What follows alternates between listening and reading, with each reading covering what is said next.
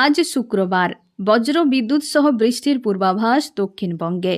কলকাতা সহ দক্ষিণবঙ্গের সব জেলায় বিক্ষিপ্তভাবে বজ্র বিদ্যুৎ সহ বৃষ্টি হবে।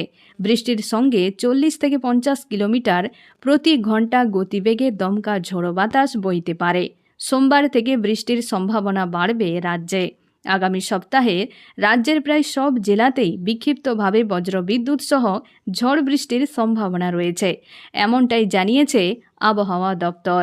মূলত মেঘলা আকাশ, কখনো আংশিক মেঘলা আকাশের সম্ভাবনা। বাতাসে বাড়বে জলীয় বাষ্পের পরিমাণ।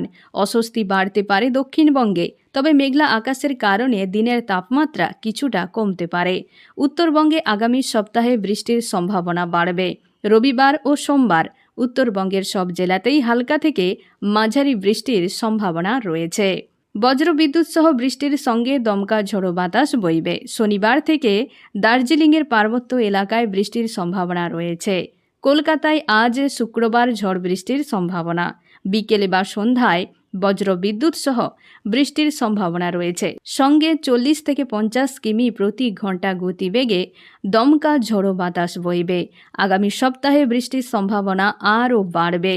রবিবার আকাশ মেঘলা থাকার সম্ভাবনা। সোমবার থেকে বুধবার পর্যন্ত বজ্র বিদ্যুৎ সহ বৃষ্টির সম্ভাবনা তৈরি হচ্ছে বলে অনুমান আবহাওয়াবিদদের। এখনই পর্যন্ত, আবারও দেখা হচ্ছে পরবর্তী ভিডিওতে।